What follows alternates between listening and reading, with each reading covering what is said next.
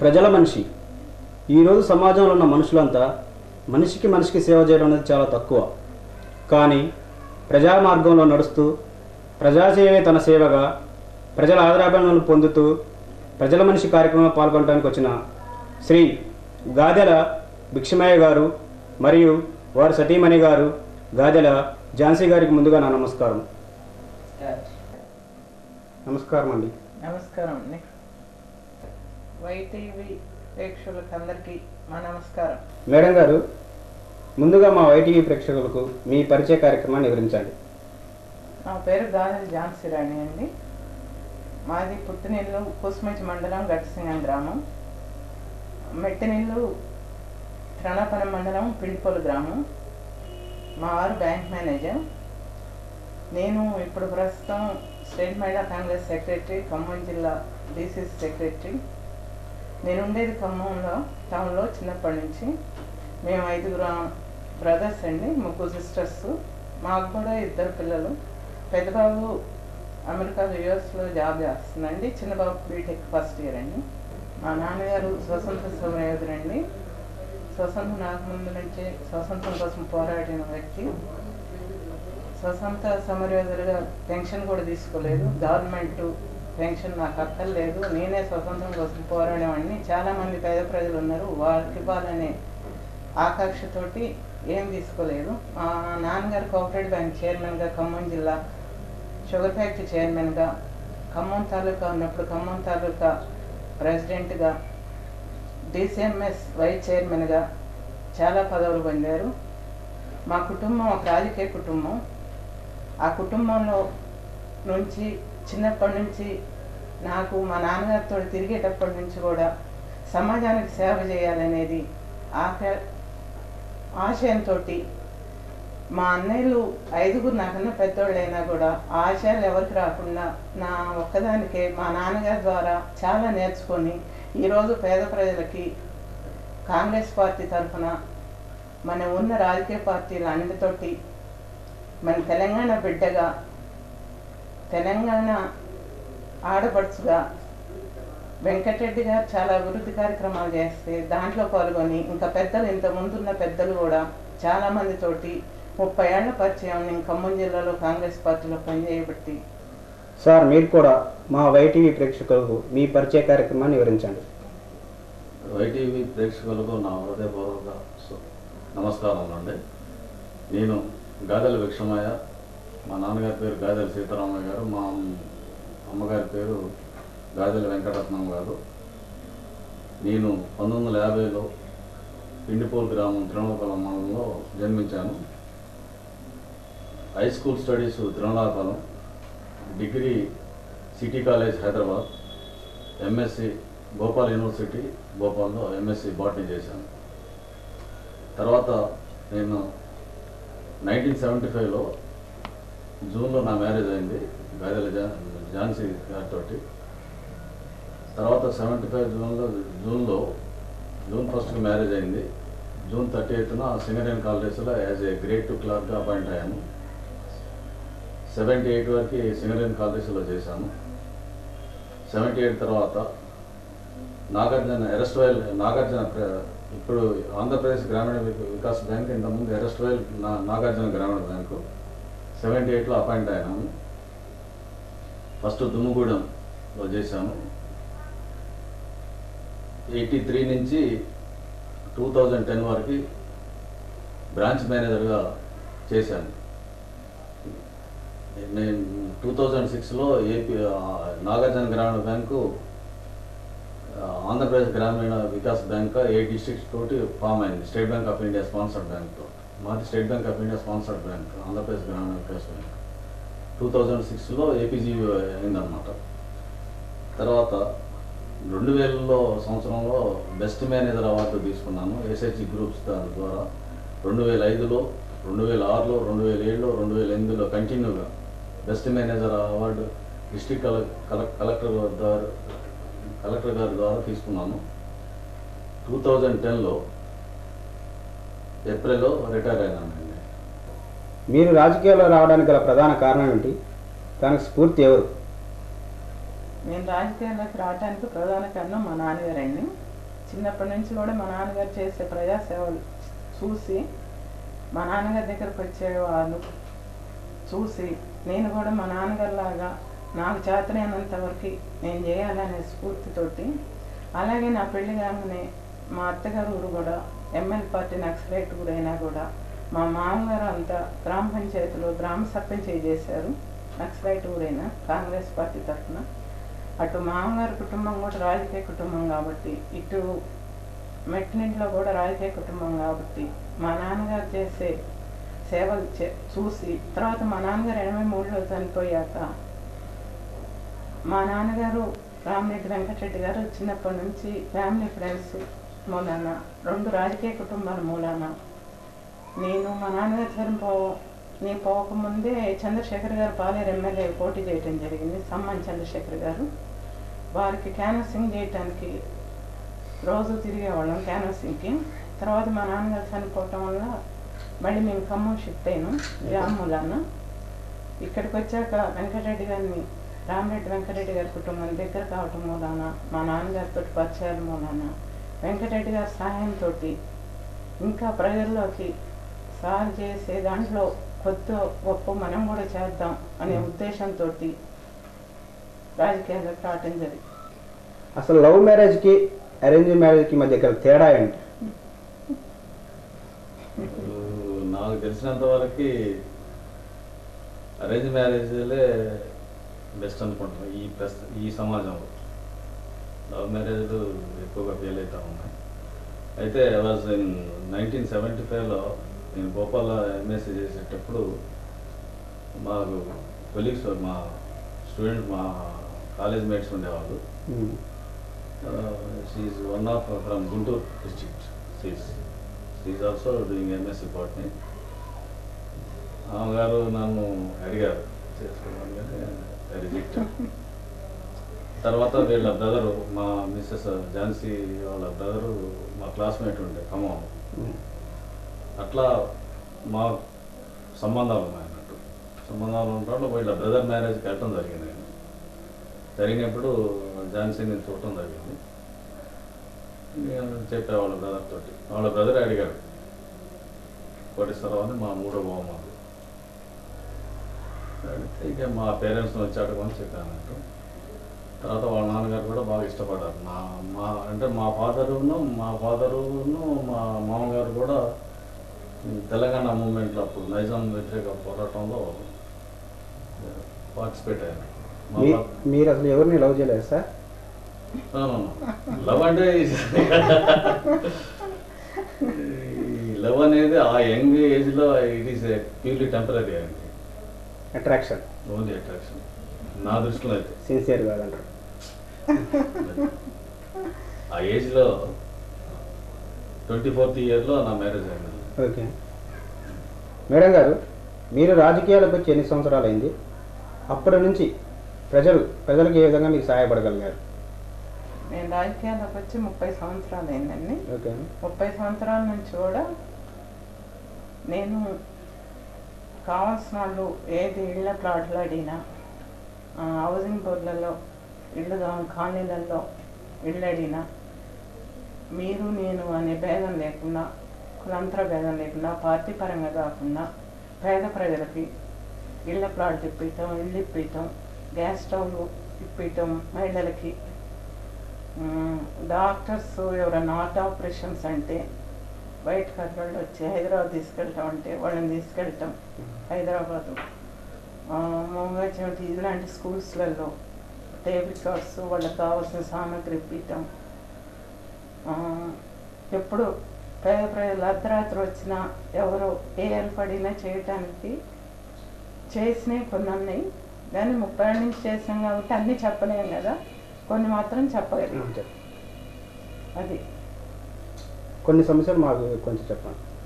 అంటే కొన్ని సమస్యలు ఏంటండి, కొంతమంది లేడీస్ ఈ మధ్యన వచ్చి ఆటోలలో వెళ్తుంటే ఇలాంటివి పట్టుకున్నారు మేడం. మాకు పోలీస్ స్టేషన్లో కేసులేని వాళ్ళని ఎలాంటి నిర్బంధం లేకుండా పోలీస్ డిపార్ట్మెంట్ అంటే వెంటనే నాకు ఖమ్మం జిల్లాలో ఉన్న ప్రతి మహిళ పోలీస్ స్టేషన్స్ కానీ ప్రతి పోలీస్ స్టేషన్లో కానీ పాపం ఏ అర్ధరాత్రి ఫోన్ చేసినా, జిల్లాలో ఏ మండలం నుంచి ఫోన్ చేసినా పోలీసు డిపార్ట్మెంటు మంచి సహకరించింది.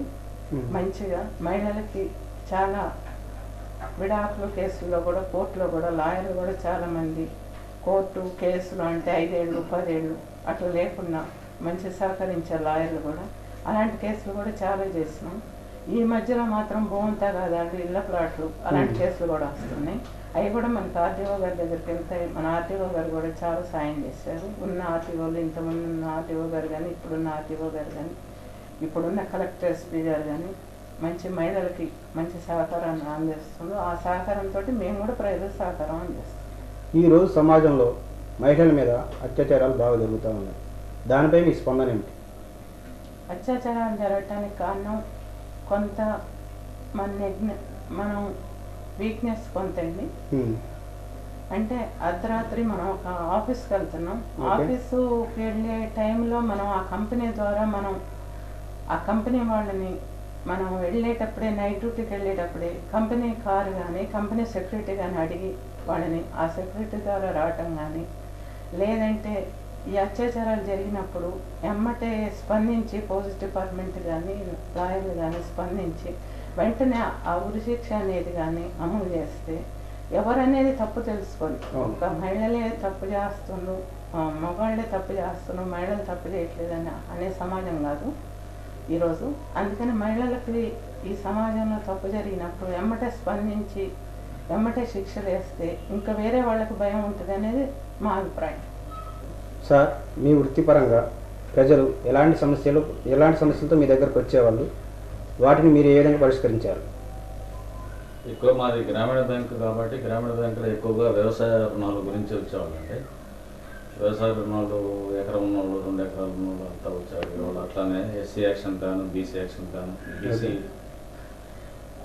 బీసీలకి సబ్సిడీ తెప్పించేవాడిని. ఎస్సీలకు కూడా సబ్సిడీ తెప్పించి ఎడ్యుకేషన్ లోన్ కూడా ఇచ్చాను చాలా. నాకు డాక్రా మహిళకి ఖమ్మం డిస్ట్రిక్ట్లో ఫస్ట్ నాసే బెస్ట్ మేనేజర్ వచ్చింది 2000 ఇయర్లో. ఎస్హెచ్జి లింకేజ్లో ఖమ్మం డిస్ట్రిక్ట్ బెస్ట్ మేనేజర్కి వచ్చింది 2000 సంవత్సరంలో. నేను I was branch manager Mudigonda branch ఆ టైంలో. ఆ తర్వాత ఈ ఐఆర్టీ మన రాజీవ్ శక్తి లోన్లది 2005, 2006, 2007 కంటిన్యూగా బెస్ట్ మేనేజర్ వచ్చింది అవార్డ్స్. వాళ్ళకి రాజీవ్ శక్తి లోన్స్ ఇవ్వడంలో ఎవరి రాజకీయ ప్రమేయం లేకుండా ఎటువంటి ఏ పార్టీ అతను కానీ, అతను ఊళ్ళలో సహజంగా పార్టీలు ఉంటా ఉంటాయి. ఒక నాయకుడిని పట్టుకుని రాకుండా డైరెక్ట్గా నన్నే అప్రోచ్ అయ్యేవాడు. అప్రోచ్ అయితే వాళ్ళ బాగోగులను చూసుకొని ఏమంటే ఇమీడియట్గా నా పరిధిలో అప్పుడు క్రాప్ లోను నేను 50,000 వరకు ఇచ్చేవాడిని. క్రాప్ లోన్ 50,000 ఇచ్చేవాడిని. మా బిజినెస్ లోన్స్ అయితే 25,000 వరకు నాకు ఇమీడియట్గా శాంక్షన్ చేసేవాడిని. ప్రజలకి ఎటువంటి ఇబ్బందులు కలగజేయలేదని నేను నాకు దేవుడు ఇచ్చిన వరం అది.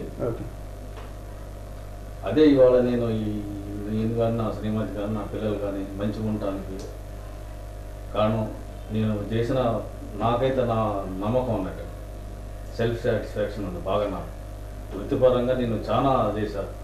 ఎవరు డైరెక్ట్గా ఒక ఎమ్మెల్యే డైరెక్ట్గా ఒక అతనికి 1,00,000 రూపాయలు ఇచ్చే శక్తి ఉండదు అసలు. నాకు భగవంతుడు, మాకు బ్రాంచ్ మేనేజర్ నాకు ఆ పవర్ ఉన్నది. డైరెక్ట్గా వచ్చేస్తే ఒక 5 acres ఉంటే ల్యాండ్ ఇమీడియట్గా 5,000 అన్నీ దానికి కావాల్సిన రికార్డ్స్ తీసుకొచ్చేస్తే ఇమీడియట్గా తిప్పుకోకుండా, రైతుని తిప్పుకోకుండా ఇమీడియట్గా 3rd day లోన్ శాంక్షన్ చేసేవాడిని. నా వల్ల చాలామంది రైతులు బాగుపడ్డారు. ఎడ్యుకేషన్ లోన్స్ కూడా వాళ్ళ పిల్లలకి ఎడ్యుకేషన్ లోన్లు కావాలంటే చాలామంది మా ఎడ్యుకేషన్ లోన్ తీసుకొని మంచిగా ఇప్పుడు బీటెక్ చదివిన వాళ్ళు ఉన్నారు, యూఎస్ వెళ్ళిన వాళ్ళు ఉన్నారు. వృత్తిపరంగా నేను మాత్రం నా జన్మ అసలు ధన్యమైంది అనుకుంటాను. అసలు నేనైతే నా లైఫ్లో నా భార్య కానీ నా పిల్లలు కానీ నేను కానీ ఎంత ఆరోగ్యంగా ఉన్నాం అంటే కారణం నేను చేసిన సేవ అనేది నాకు పూర్తి నమ్మకం. మేడం గారు, ఇప్పుడున్న సమాజంలో మార్పు రావాలంటే ప్రజలు మారాలా, ప్రభుత్వం మారాలా, లేకపోతే రాజకీయ నాయకులు మారాలా? ఫస్ట్ ప్రజలు మారాలండి. ప్రజలు ఇప్పటి వరకు కూడా చాలా మార్పు వచ్చింది ఇంతకుముందు కన్నా. ఇప్పుడు డాక్రా మహిళలు అయ్యాక మహిళల్లో మార్పు వచ్చింది, ప్రజల్లో మార్పు వచ్చింది. ఆ మార్పు ప్రజల్లో మార్పు వచ్చాక ఆటోమేటిక్గా రాజకీయ నాయకుల్లో మార్పు వస్తుంది. రాజకీయ నాయకుల్లో మార్పు రాగానే ప్రభుత్వం వస్తుంది. ప్రభుత్వం ద్వారా ఎన్నో పథకాల వల్ల వీళ్ళలో మార్పు వచ్చి ప్రజాసేవలో బాగా పాల్గొని ప్రజల్లో చాలా మార్పు వచ్చింది. ఇంతకుముందు చూడండి, ఇప్పటికి చూడండి, మీరే చూస్తుంటారు ప్రజల్లో మార్పు అనేది. డాక్రా మహిళలని ప్రతి బ్యాంకుకి వెళ్తే మీరు మహిళతో మాట్లాడే పరిస్థితి లేకుండా ఉంది. ఇప్పుడు సర్పంచ్లకు కానీ, ఎమ్మెల్యేలకు కానీ, ఎంపీటీసీలకు కానీ, దేంట్లో కానీ 50% మహిళలకు ఇచ్చే ఛాన్స్ వచ్చేసింది గవర్నమెంట్లో. తప్పకుండా మారే అవకాశం ఉంది. మాత్రం మారేటానికి సమాజానికి ప్రజలు అంతా కృషి చేస్తున్నారు, ప్రభుత్వం అంత కృషి చేస్తుంది. తప్పకుండా మార్పు అనేది వచ్చింది ప్రజల్లో. ఇంకా రాబోయే కాలంలో ఇంకా మార్పు వస్తుంది. మంచి సమాజం కావాలంటే ఎలా కృషి చేయాలి అందరూ? మంచి సమాజం కావాలంటే అండి, ప్రతి ఒక్కరికి ఎంతోమంది నేను దోస్తుంటాం, మహిళలు కానీ పురుషులు కానీ, ఇళ్లలో పూజలు చేసి గంటల తరబడి దేవుడి ముందు కూర్చొని, దేవుడి గుళ్ళలో కూర్చొని పూజలు చేసి బయటికి రాగానే ఆడవాళ్ళు అయితే గ్యాస్ ఉందా అంటే లేదమ్మా గారు లేదు గ్యాస్ అంటే, అదే మగవాళ్ళు అయితే ఒక 500 ఉన్నాయి సార్ అంటే లేవమ్మా ఇప్పుడే ఊరేళ్ళు వచ్చాయి. అలాంటిది లేకుండా అంతా మనవాళ్ళే అనేది మార్పు రావాలి. తప్పకుండా వస్తుందని నమ్మకం అండి. మేడం గారు, ప్రజాసేవ చేయవలసిన పార్టీలలో వర్గపోరు ఎక్కువగా ఉంది, దానిపై మీ స్పందన ఏమిటి? వర్గపోరు అనేది మేమైతే అనుకోవట్లేదండి. ప్రజలు ఎవరికి వాళ్ళు ఆ వర్గం ఈ వర్గం ఎవరి దగ్గరికి, ఇప్పుడు పాలేరు ఎమ్మెల్యే గారు ఉన్నారు, మినిస్టర్ ఆమె వెంకటరెడ్డి గారు, ఆ నియోజకవర్గం ప్రజలు ఆ నియోజకవర్గం ఎమ్మెల్యే గారి దగ్గరికి వెళ్ళాలిగా. బట్టి గారు ఉన్నారు, మధుర ఎమ్మెల్యే గారు, బట్టి గారి దగ్గరికి వెళ్తుంటారు. అంటే ఎమ్మెల్సీ గారితో పనులు సుధాకర్ రెడ్డి గారి దగ్గరికి వెళ్తుంటారు. సత్తుపల్లి నియోజకవర్గంలో సమ్మాన్ చంద్రశేఖర్ గారు ఉన్నారు, చంద్రశేఖర్ గారి దగ్గరికి వెళ్తుంటారు. ఎంపీగా అందరికీ లేట్ కాబట్టి ఒక ఎంపీకి ఉన్నారు కాబట్టి ఎంపీ గారి దగ్గరికి వెళ్ళేవాళ్ళు ఎంపీ గారి దగ్గరికి వెళ్తుంటారు. అంతేగాని దాన్ని ఎవరో ప్రజలు దాన్ని ఏదో బొమ్మ చేయాలి, దీన్ని ఏదో అదర్ పార్టీ వాళ్ళు, ఏమిస్ట్ పార్టీ వాళ్ళు దీన్ని ఒక వర్గపోరుగా, ఓహో వెంకరెడ్డి గారి దగ్గరికి వెళ్ళారు, చంద్రశేఖర్ గారి దగ్గరికి వెళ్ళినాం, సుధాకర్ రెడ్డి గారి దగ్గరికి వెళ్ళినాం అనే ఆశయం మీద ఉంది. కానీ మాదే ఏ వర్గపోరు లేదండి. అసలు రాజకీయాలు ప్రజల కోసమా పదవుల కోసమా? రాజకీయాలు ప్రజల కోసమా పదవుల కోసం అనేది మీరు చూస్తే అర్థమవుతుంది. మా రాహుల్ గాంధీ గారు కానీ, సోనియా గాంధీ గారితో పదవులే ఆశించుంటే ఇప్పటికి 2 సార్లు ప్రధానమంత్రి చేయాలి సోనియా గాంధీ గారు, అధిష్టానం అని. కానీ ప్రజల కోసం అని పనిచేసే పార్టీ మా పార్టీ, ప్రజల కోసమే పనిచేసేది అన్నమాట. అందుకని మాకు పదవులు ముఖ్యం కాదు, ప్రజలు ముఖ్యం, ప్రజల అభిమానం ముఖ్యం, ప్రజల్లో చైతన్యం చేయటం ముఖ్యం. అంతేగాని పదవులు ఆశించి పనిచేసేవాళ్ళు వేరే ఉన్నారు. అంతేగాని అదే మీరు ఆలోచించండి, రాహుల్ గాంధీ ఈరోజు ప్రధానమంత్రి గారు కావచ్చు కదా, సోనియా గాంధీ గారు కావచ్చు కదా, నాకు వద్దని మన్మోహన్ సింగ్ గారికి ఇచ్చారుగా. అంటే పదవులు ముఖ్యం కాదు కదా, ప్రజల్లోకి పోవాలి, మనం ప్రజలకు సేవ చేయాలి, అంకిత భావంతో పనిచేసే పార్టీ ప్రజల పార్టీ. సో వృద్ధాప్యంలో పదవులు అవసరం? వృద్ధాప్యం అంటే సోనియా గాంధీకి రావచ్చు, కానీ రాహుల్ గాంధీ యూతే కదా, రాహుల్ గాంధీనే చేసుకుంటారు ప్రధానమంత్రిగా. రాహుల్ గాంధీ గారికి అవకాశం ఉన్నా చేయలేదు. ఈసారి రాహుల్ గాంధీ గారే ప్రధానమంత్రి కావాలని అందరం కృషి చేయాలని మా వంతుగా ఆల్ పార్టీస్ తోటి ఏకమై చేయాలనేది మా ఆశయం. రాహుల్ గాంధీ గారిని ప్రధానమంత్రి చూడాలని మా కోరిక. అసలు రాజకీయాల్లో యువత భవిష్యత్తు ఎటువైపు పోతుంది?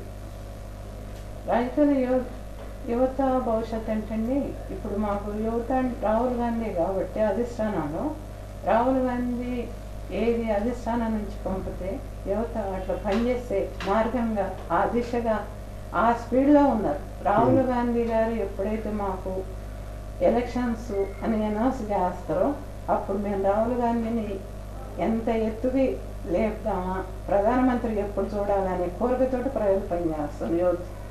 సార్, ఈ కార్యక్రమం ద్వారా ప్రజలకు మీరు ఏమైనా చెప్పదలుచుకుంటున్నారా? ప్రజలకు ముఖ్యంగా చెప్పదలుచుకుంది ఏంటంటే అందరూ దాదాపుగా విద్యావంతులు కావాల్సి ఉందండి సమాజంలో. విద్య ఎప్పుడైతే ఎడ్యుకేటెడ్ అవుతారో అతనికి ఆలోచన పరిధి పెరుగుతుంది. అలాగే కుల మత భేదాలు అనేది మనం విస్మరించాలి. సమాజంలో ఎప్పుడు కూడా ప్రతి మనిషి కూడా పాజిటివ్ థింకింగ్ ఉన్నప్పుడు సమాజం బాగుపడుతుంది. అందుకని మనం ప్రతిదీ కూడా పాజిటివ్ థింకింగ్ తోటి ఆలోచించి ప్రజలకు సేవ చేస్తే ఏ ఇబ్బంది ఉండదు. సమాజంలో కూడా వాడాడు గ్రానైట్ ఫ్యాక్టరీ కట్టాడు, వాడికంటే ఇంకొక ఫ్యాక్టరీని కడతామనే ఆలోచన లేకుండా, ధనం మీద ఆశ లేకుండా ఉండాలి మనిషి. ఇప్పుడు ఈ స్పీడ్ యుగంలో ఏమైందంటే వాడికి 4 బిల్డింగులు ఉన్నాయి, నాకు 10 బిల్డింగులు కావాలనే ఆలోచనతోటి ప్రతి ఒక్కరు కూడా ఆ కాన్సెప్ట్లో వెళ్తూ ఉన్నారు సమాజం. ఆ మార్పు రావాలి ప్రజలు. అటువంటి మార్పు వచ్చినప్పుడే ఉన్నంత వరకు చాలానే సెల్ఫ్ సాటిస్ఫాక్షన్ ఉన్నప్పుడు సమాజం బాగుపడుతుంది. ప్రజల్లో ఆలోచన రావాలన్నట్టు. స్పీడ్ యుగంలో ఏంటంటే పాజిటివ్ థింకింగ్ ఉన్నప్పుడే సమాజం మారుద్ది. ఇలాంటి మరికొన్ని ప్రోగ్రామ్స్ పెట్టి ప్రజల్లో చైతన్యం తేవాలని, ప్రజల్లో మార్పు తేవాలని, ఆ మార్పు అనేది చూసి సమాజంలో నేర్చుకోవటానికి అవకాశం ఇచ్చే ఈ మీడియా వారందరికీ నా హృదయపూర్వక నమస్కారం.